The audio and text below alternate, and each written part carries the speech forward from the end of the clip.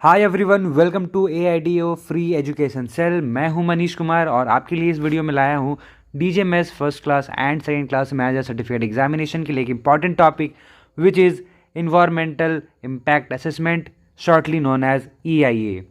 तो जानेंगे आज की इस वीडियो में सबसे पहले कि इसका डेफिनेशन क्या है, पर्पस क्या है, आपको इन्वायरमेंट क्लियरेंस कैसे मिल सकता है और EIA डॉक्यूमेंट का जनरल स्ट्रक्चर क्या होता है, डिफरेंट फेजेस ऑफ EIA के बारे में जानेंगे और साथ ही साथ लीगल ऑब्लिगेशन जानेंगे कि पास्ट में EIA कैसे बना था, इसका क्या लीगल ऑब्लिगेशन था पहले, अभी क्या है और फ्यूचर में क्या होने वाला है। तो इस वीडियो को एंड तक देखिए, सारा इन्फॉर्मेशन आपको इसी वीडियो में मिल जाएगा। तो चलिए सबसे पहले बात करते हैं इसके डेफिनेशन की कि आखिरकार इसका डेफिनेशन क्या है। वैसे तो कई इन्वायरमेंटलिस्ट के द्वारा इसका डेफिनेशन अलग अलग हो सकता है, कई ने अलग अलग डेफिनेशन दिया भी है, पर यहाँ पर मैं जो बात करने वाला हूँ डेफिनेशन के बारे में वो UNEP के द्वारा दिया गया है। UNEP stands for United Nations environmental program. तो जो UNEP है उसके द्वारा जो डेफिनेशन दिया गया है वो ये है कि it is the evaluation of the environmental, cultural, human health and socio economic impacts of a proposed project. यानी किसी प्रोजेक्ट का, किसी प्रपोज्ड प्रोजेक्ट के कारण इन्वायरमेंट पे, कल्चर पे, ह्यूमन के हेल्थ पे, सोशियो इकोनॉमिक पे क्या इम्पैक्ट पड़ने वाला है, क्या प्रभाव पड़ने वाला है, उसका जो इवैल्यूएशन होता है उसी को हम लोग बोलेंगे क्या, EIA। EIA स्टैंड्स फॉर क्या, इन्वायरमेंटल इम्पैक्ट असेसमेंट। तो इसका मतलब यही होता है। यहाँ पर मैं बात करूँगा इसके मैंडेटरी की यानी कंपल्सन की। तो इंडिया में ये मैंडेटरी है लगभग सभी बड़े बड़े प्रोजेक्ट, जैसे कि अगर आपको माइनिंग करना है, ठीक है, कोई कोल माइंस ओपन करना है, कोई मेटल माइंस ओपन करना है, कोई ऑयल का जो वेल है उसको ओपन करना है, तो उसके लिए क्या, ये आपको EIA सबमिट करना पड़ता है। थर्मल पावर स्टेशन इस्टेब्लिश करना है, रिवेल वैली प्रोजेक्ट्स वगैरह है, इंफ्रास्ट्रक्चर डेवलप करना है, जैसे रोड बनाना हो गया, हाईवेज बनाना हो गया, पोर्ट्स बनाना हो गया, सी पोर्ट्स होते हैं ना, बंदरगाह, वो बनाना हो गया, फिर एयरपोर्ट्स जो बनाना हो गया। तो इन्हें ये सब बनाने के लिए आपको क्या है कि EIA क्या है, सबमिट करना पड़ेगा। ठीक है, तो ये हुआ डेफिनेशन के बारे में। चलिए इसको एक सिंपलर वर्ड में हम लोग समझ लेते हैं कि EIA कैसे काम करता है। लेटेस्ट से मुझे एक माइनिंग कंपनी स्टार्ट करनी है, एक माइंस खोलना है, तो इसके लिए मुझे सबसे पहले क्या लेना पड़ेगा, क्लियरेंस लेना पड़ेगा एंड आप NOC भी लेना पड़ेगा।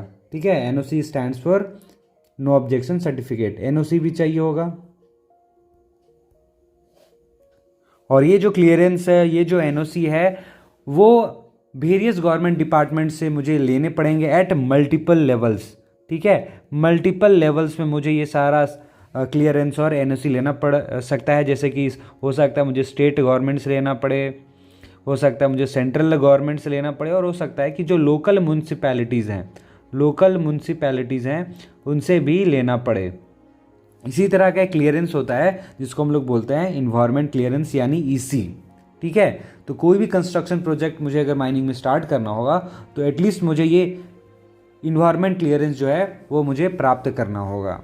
ये एक तरीका है एसेस करने का कि जो मैं कंस्ट्रक्शन करने वाला हूँ वो इन्वायरमेंट पे, ठीक है, इन्वायरमेंट पे कितना डैमेज करेगा, या डैमेज करेगा भी या नहीं करेगा। ठीक है, और अगर करता है, ठीक है, तो इसका दायरा क्या, इसका स्केल क्या है, किस हद तक ये जो है इन्वायरमेंट पे डैमेज कर सकता है और कैसे इससे हम लोग कंट्रोल कर सकते हैं।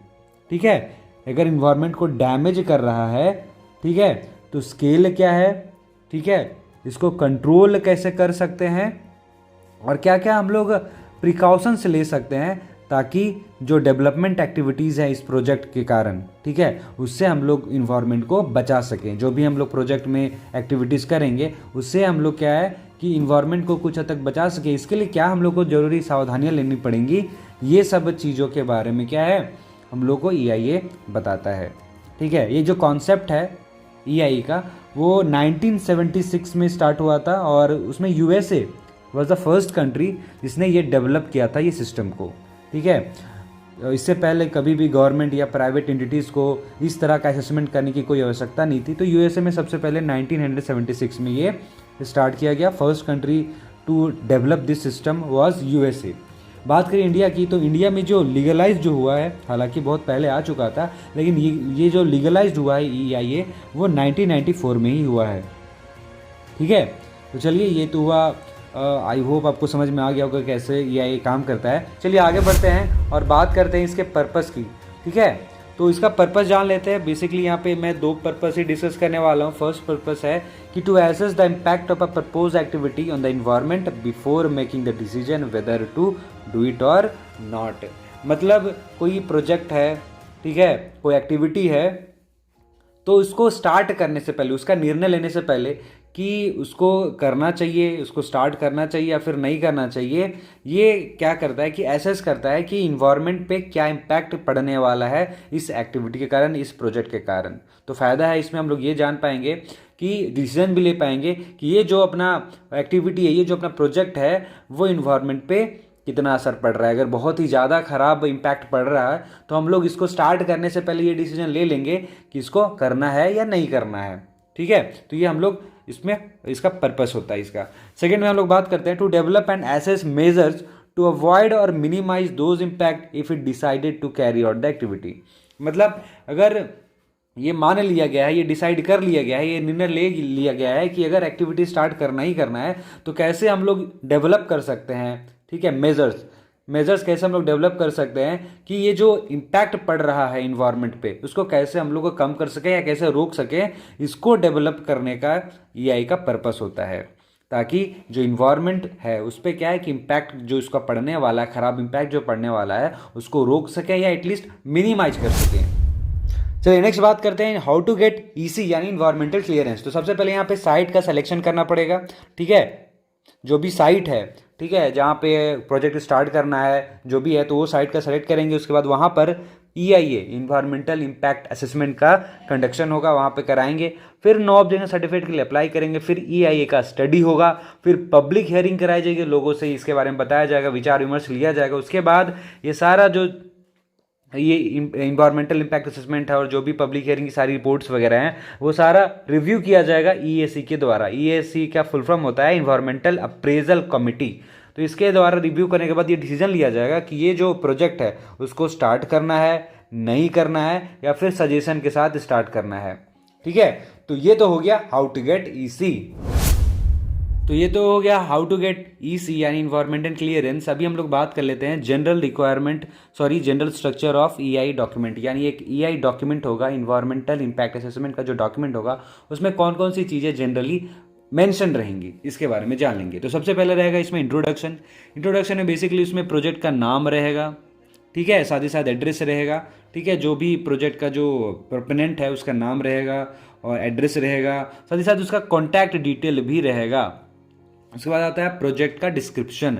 उसमें ये रहेगा कि ये प्रोजेक्ट किस तरह का है, नेचर क्या है इस प्रोजेक्ट का, साथ ही साथ इसका साइज क्या है, लोकेशन क्या है, कंट्री के लिए कितना महत्व है, स्ट्रैटेजिक है, नॉन स्ट्रैटेजिक है, अगर लीज है तो लीज का डिटेल यहाँ पे रखा जाएगा।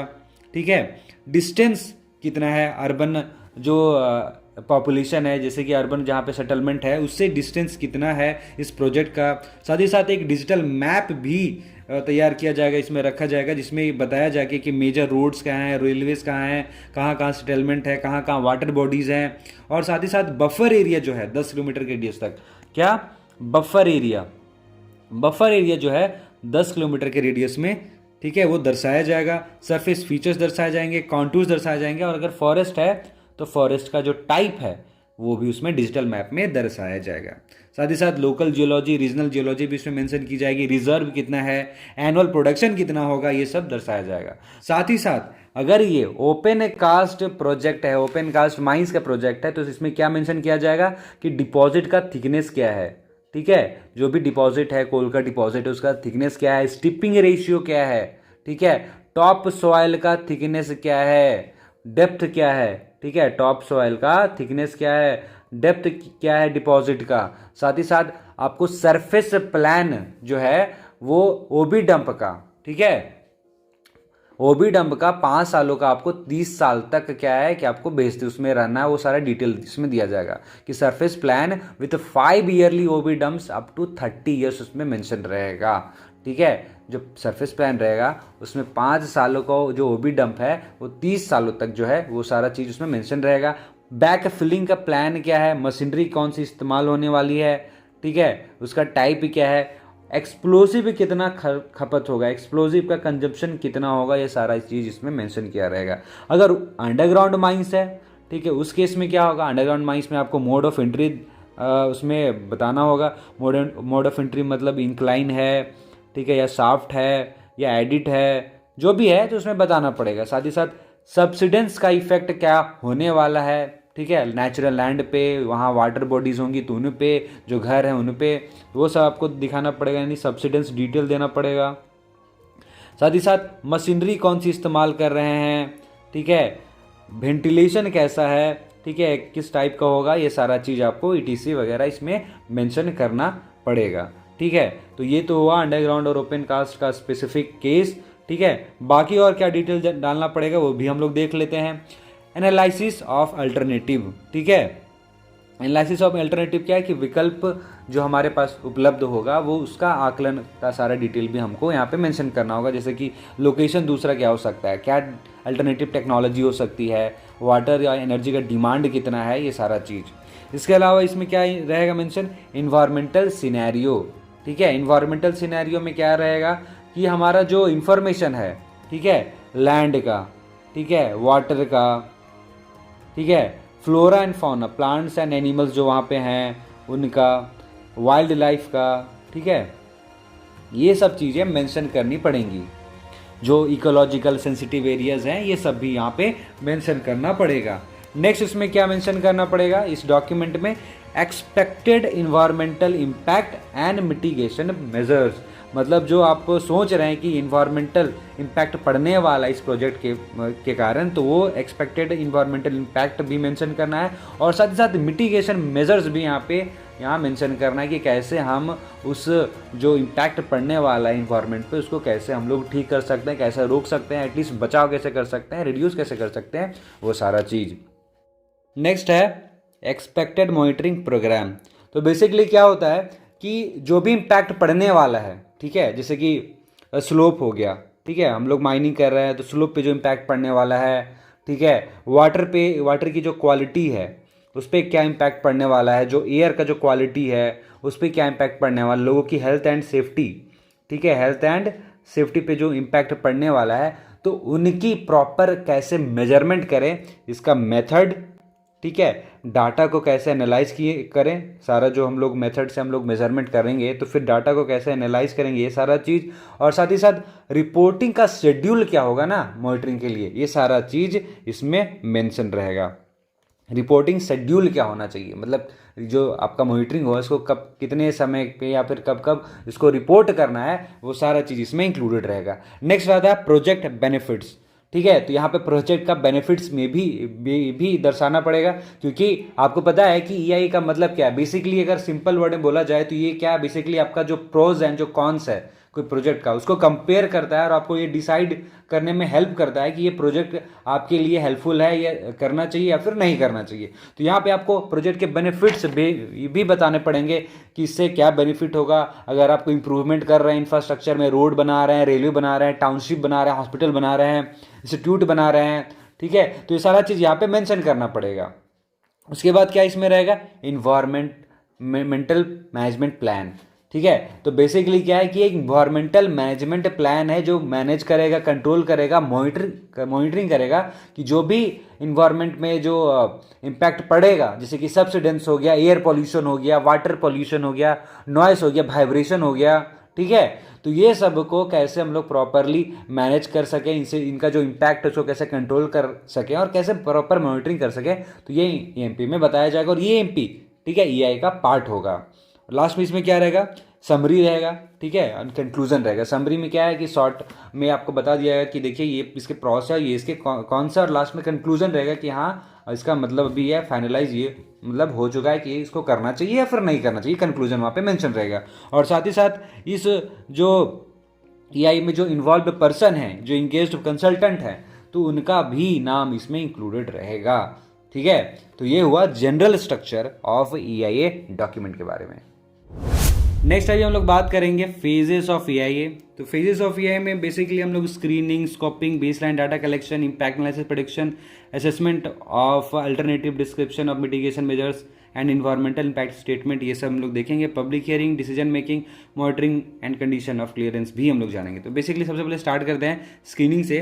तो स्क्रीनिंग क्या है? स्क्रीनिंग का मतलब होता है छटनी करना। तो इसमें हम लोग क्या करते हैं कि ये इसलिए किया जाता है कि हम लोग ये प्रोजेक्ट को देखने के लिए, जो प्रोजेक्ट का जो प्रपोजल है उसको देखने के लिए कि ये ईआई के लिए होगा या नहीं, या मतलब इसको हम लोग ऐसे बोल सकते हैं कि ईआई, ठीक है, ईआई इसके लिए करना जरूरी है या फिर नहीं करना जरूरी है, ये इसमें हम लोग देखते हैं। और अगर करना जरूरी है तो उसका लेवल क्या होगा, ये सारा चीज़ इसमें हम लोग स्क्रीनिंग में देखते हैं।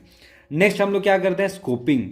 स्कोपिंग बेसिकली क्या है कि जो ईआई है, ईआईए जो है, इसका मेन मोटिव ये नहीं रहता है कि बहुत बड़ा लंबा चौड़ा स्टडी करना कि इन्वायरमेंट पे कितना इम्पैक्ट पड़ने वाला है बहुत सारे प्रोजेक्ट के कारण या इस प्रोजेक्ट के कारण। बेसिकली इसमें हम लोग क्या करते हैं कि जो की फीचर्स हैं या की इश्यूज हैं, ठीक है, जो मेन मुद्दे हैं ना, ठीक है, अर्ली स्टेज में प्लानिंग के प्रोसेस में, उसको आइडेंटिफाई करते हैं। ठीक है, ये इस प्रोसेस में, स्कोपिंग में। ठीक है, बेसलाइन कनेक्शन में क्या करते हैं? बेसलाइन कनेक्शन में हम लोग क्या करते हैं? इंफॉर्मेशन हम लोग कलेक्ट करते हैं, जैसे कि लैंड का, वाटर का, एयर का, सोशियो इकोनॉमिक इम्पैक्ट जो पड़ेगा, सोशियो इकोनॉमिक इम्पैक्ट जो पड़ेगा उसके बारे में भी यहाँ पे क्या है, हम लोग डाटा जो है वो कलेक्ट करेंगे। ठीक है, नेक्स्ट है इम्पैक्ट एनालिसिस एंड प्रेडिक्शन। इसे बेसिकली क्या करते हैं कि जो भी हमारा डेवलपमेंट होगा प्रोजेक्ट में, तो उसके कारण जो इम्पैक्ट पड़ने वाला है इन्वायरमेंट पे, ठीक है, उसका एनालिसिस करेंगे और साथ ही साथ प्रिडिक्ट करेंगे कि इन्वायरमेंट में कैसे इसका असेसमेंट हो सकता है, मतलब क्या इम्पैक्ट पड़ेगा और क्या हम लोग को करना चाहिए। ठीक है, इसको कम करने के लिए सब जो है हम लोग प्रेडिक्शन करेंगे। ठीक है, नेक्स्ट क्या है? Assessment of alternatives, description of mitigation measures and environmental impact statement. तो फर्स्ट में जो बताया गया है असेसमेंट ऑफ अल्टरनेटिव, इसमें बेसिकली हम लोग को अल्टरनेटिव खोजना पड़ेगा कि कहीं कारणवश किसी भी पॉइंट ऑफ टाइम में अगर कोई इशू आ जाता है तो कैसे हम लोग उसका लोकेशन बदल सकते हैं प्रोजेक्ट का, या फिर जो टेक्नोलॉजी अगर हमको चेंज करना पड़े या टेक्नोलॉजी कभी फ्यूचर में आए तो उसके कारण जो इम्पैक्ट पड़ने वाला है इन्वायरमेंट पे, तो ये सब हम लोग क्या असेसमेंट करना पड़ेगा। ठीक है, तो अल्टरनेटिव असेसमेंट का मतलब यही है। ठीक है, नेक्स्ट इसमें क्या है? Description of mitigation measures and environmental impact statement. Basically इसमें क्या है कि जैसे ही हम लोग का अल्टरनेटिव का असेसमेंट हो जाता है कि किसी कारणवश कभी लोकेशन चेंज करना पड़े तो उस पर क्या इन्वायरमेंट का इम्पैक्ट पड़ेगा, ठीक है, या बेस्ट लोकेशन क्या होगा, ठीक है, अल्टरनेटिव मेरा जो बेस्ट लोकेशन क्या होगा जिससे कम इन्वायरमेंटल इम्पैक्ट बढ़ सकता है, ये सारा चीज़ जब हो जाता है, ठीक है, टेक्नोलॉजी का जो अल्टरनेटिव हम लोग को मिल जाता है और उस पर क्या इम्पैक्ट पड़ने वाला है उसका डिटेलिंग हम लोग कर लेते हैं। तो उसके बाद क्या करते हैं कि एक मिटिगेशन प्लान बनाते हैं जिसके अंतर्गत ईएमपी भी आता है। ठीक है, तो बेसिकली इसमें क्या होता है कि कैसे हम लोग इन्वायरमेंट को इम्प्रूव कर सकते हैं। ठीक है, इन्वायरमेंट जो इम्पैक्ट पड़ रहा है प्रोजेक्ट के कारण उसको कैसे हम लोग इम्प्रूव कर सकते हैं, बेसिकली उस पर फोकस किया जाता है। नेक्स्ट क्या है? नेक्स्ट है पब्लिक हियरिंग। ठीक है, नेक्स्ट क्या है? Public hearing. देखिए, ये नियम कहता है कि पब्लिक को जरूरी है कि इन्फॉर्मेशन देना और साथ ही साथ उनसे बातचीत करना, विचार विमर्श करना, जो भी डेवलपमेंट प्रोजेक्ट उनके नज़दीक या उनके जो हैबिटेट है या उनके जो ज़मीन है या फिर जहाँ उनका रहना है, ठीक है, या उनके एरियाज़ में जहाँ पे उनका हैबिटेशन है, वहाँ अगर उसको स्टार्ट होना है तो कंप्लीशन होने के बाद, ईआईए रिपोर्ट का कंप्लीशन होने के बाद पब्लिक हियरिंग जो है वो कंपलसरी है। यानी लोगों से उनकी राय पूछना, क्या दिक्कतें आएंगी या क्या उसको कोप अप करेंगे, वो सारा चीज़ पब्लिक हियरिंग में क्या है, विचार विमर्श किया जाएगा। फिर आता है डिसीजन मेकिंग। ठीक है, डिसीजन मेकिंग में क्या होता है कि बहुत सारे जो असेसमेंट अथॉरिटीज़ रहते हैं, एक्सपर्ट ग्रुप जो रहते हैं, जैसे कि ईएसी, ठीक है, इन्वायरमेंटल अप्रेजल कमेटी, तो ये सब क्या करते हैं कि पॉजिटिव नेगेटिव जो भी है कंक्लूजन देते हैं कि ये जो प्रोजेक्ट है इसको ओपन करना है नहीं करना है, ये सारा डिसीजन जो है वो लेते हैं। और लास्ट में क्या है? Monitoring the condition of clearance. यानी वंस अगर आपका जो क्लियरेंस आपको मिल चुका है तो वो जो टर्म्स एंड कंडीशन आपने दिया है ईआई में कि हम लोग को ये इम्पैक्ट पड़ेगा, इसमें इसके लिए हम लोग ये करेंगे, ठीक है, ये सारा बचाव का कार्य करेंगे, ठीक है, इतना ही इम्पैक्ट पड़ेगा, तो वो जो कंडीशन है वो सेटिस्फाई हो रही है या नहीं हो रही है, इसको एक निश्चित समय अंतराल के पे हमको क्या करना पड़ेगा, मॉनिटर करना पड़ेगा, देखना पड़ेगा, जांचना पड़ेगा। तो ये सारा चीज़ भी फेज में आता है ऑफ EIA। चलिए नेक्स्ट आता है legal obligation past present and future. मतलब कानून में EI का क्या कब नोटिफिकेशन रहा, क्या इंपॉर्टेंट हियरिंग्स हुई, क्या क्या इंपॉर्टेंट नियम आए इससे रिलेटेड, वो सारा हम लोग जानेंगे। तो यहाँ पे मैं 3 फेज में इसको बांट रहा हूँ। EI 1994 स्टार्टिंग यहीं से हुई थी, उसके बाद EI 2006 दूसरा जो EI का जो नोटिफिकेशन है वो 2006 में ही आया था, और अभी हाल ही फिलहाल एक ड्राफ्ट आया EI 2020 जो हो सकता है कि फ्यूचर में लागू हो जाए।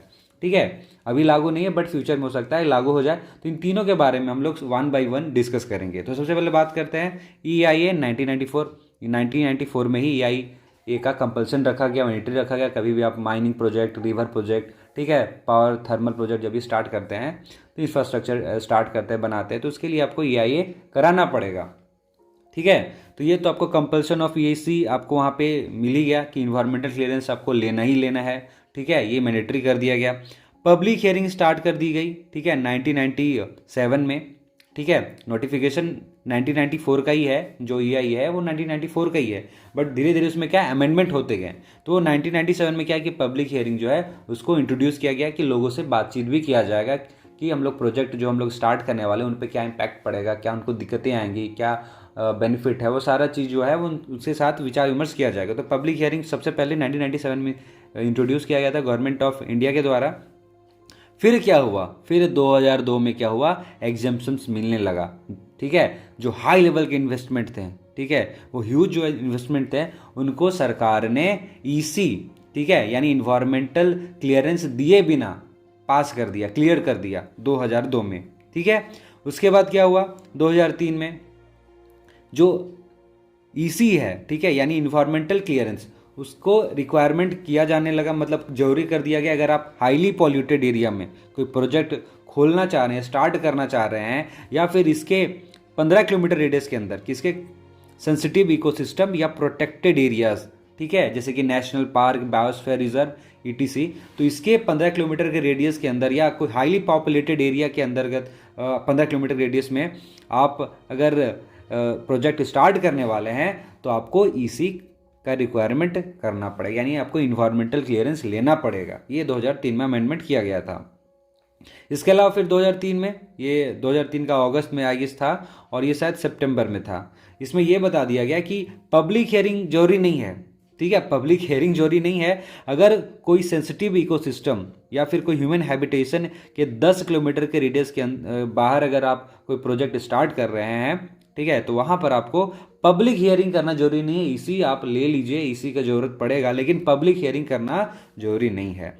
इसके अलावा 2005, ठीक है, 2005 में एक और बड़ा अमेंडमेंट किया गया था। 2005 में क्या होता है, गवर्नमेंट इंट्रोड्यूस किया गया टेम्पररी वर्किंग परमिट। ठीक है, टेम्पररी वर्किंग परमिट, जिसमें हम लोग क्या करेंगे कि किसी प्रोजेक्ट को बिना इन्वायरमेंट क्लियरेंस के अनुमति दे देंगे कि आप काम कीजिए। ये सरकार जो है वो 2005 में लाई थी। उसके बाद क्या हुआ, 2006 में नया EIA आया। ठीक है, नया EIA ड्राफ्ट कर दिया गया, इसका कुछ अमेंडमेंट भी जान लेते हैं। तो सबसे पहले जानते हैं डिवीज़न ऑफ प्रोजेक्ट। ठीक है, EI 2006 में जो आया था, तो इसमें क्या है, बेसिकली हम लोग जो डिवीज़न ऑफ प्रोजेक्ट था, ठीक है, प्रोजेक्ट को यहाँ पे 2 भागों में बांटा गया। ठीक है, पहला को हम लोग बोलेंगे कैटेगरी A, दूसरा को बोलेंगे कैटेगरी B, और फिर B कैटेगरी में 2 और प्रोजेक्ट आ सकते हैं। ठीक है, मैं यहाँ पे पेन थोड़ा अलग कलर के यूज कर लेता हूँ। ठीक है, ये B में और सब कैटेगरीज थी, एक B1 था, दूसरा था B2। ठीक है, कैटेगरी A में वैसे प्रोजेक्ट हैं जो इसमें सेंट्रल गवर्नमेंट की क्या है, इन्वायरमेंटल क्लियरेंस लगती थी। और प्रोजेक्ट B में क्या होता था, कैटेगरी B में वैसे प्रोजेक्ट आते थे जिनको स्टेट गवर्नमेंट से इन्वायरमेंटल क्लियरेंस लेना पड़ता था। फिर ये जो सब कैटेगरी B1 है और जो B2 है, ठीक है, B1 क्या है, B1 के लिए EIA जो है वो कंपलसरी था। ठीक है, इन्वायरमेंटल इम्पैक्ट असेसमेंट जरूरी था, रिपोर्ट्स वगैरह इसमें देना जरूरी है। B2 में क्या था, एग्जेम्पशंस मिल गया था EI प्रोसेस से। ठीक है, यानी एक ऐसा बोल सकते हैं कि EIA करना जरूरी नहीं था B2 वाले प्रोजेक्ट्स में। ठीक है, उसके बाद क्या है, इसमें यह भी इंट्रोड्यूस किया गया कि पब्लिक हियरिंग सिर्फ और सिर्फ इन्वायरमेंटल इम्पैक्ट जो असेसमेंट है उसके सबमिशन के बाद ही करना है। ये आपका इन्वायरमेंटल इम्पैक्ट असेसमेंट 2006, ठीक है, उसमें बताया गया था। साथ ही साथ monitoring requirement once in 6 month भी बताया गया था, यानी जो आपका टर्म्स एंड कंडीशन EI में कि इतना आपका इम्पैक्ट पड़ेगा, ये सब आप कर रहे हैं, ठीक है, इंप्रूवमेंट ऑफ इन्वायरमेंट के लिए या उससे बचाने के लिए, तो वो सारा चीज़ जो है वो 6 महीने में आपको क्या करना पड़ेगा, जांचना पड़ेगा, मॉनिटर करना पड़ेगा। अब बात करते हैं एक नया जो ड्राफ्ट आया है EI 2020 के ऊपर, उसके बारे में। इसमें सबसे पहले बात करते हैं पोस्टो फैक्टो अप्रूवल, ठीक है, ये पोस्टो फैक्टो अप्रूवल। बेसिकली इसमें क्या है, इसमें ये बताया गया है कि आप, ठीक है, यानी सेंट्रल गवर्नमेंट, ठीक है, सेंट्रल गवर्नमेंट अलाउ करेगी, ठीक है, किसी भी प्रोजेक्ट को, कंस्ट्रक्शन को EC दे सकती है, चाहे वो प्रोजेक्ट स्टार्ट ही क्यों ना हो या फिर रनिंग फेज में क्यों ना हो। यानी जो हम लोग बोलते थे कि इन्वायरमेंटल क्लियरेंस लेने के लिए आपको सबसे पहले प्रोजेक्ट स्टार्ट करने से पहले आपको इन्वायरमेंटल क्लियरेंस लेना पड़ता था, वो अब ऐसा ज़रूरी नहीं है, ठीक है। सरकार अब जो कंस्ट्रक्शन स्टार्ट है, कोई प्रोजेक्ट स्टार्ट होने के बाद भी दे सकती है इन्वायरमेंट क्लियरेंस, या फिर रनिंग फेज में है तो उसमें भी दे सकती है, ये नया ड्राफ्ट में बताया गया है। दूसरा, reduction of public hearing time.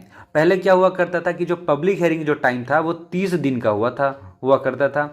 अब ये जो पब्लिक हियरिंग का जो टाइम है ना, उसको घटाकर 20 दिन का रख दिया गया है। तीसरा क्या इसमें चेंजेस लाया गया है या चेंजेस लाया जाएगा, वो है रिलैक्सेशन ऑफ मॉनिटरिंग रिक्वायरमेंट।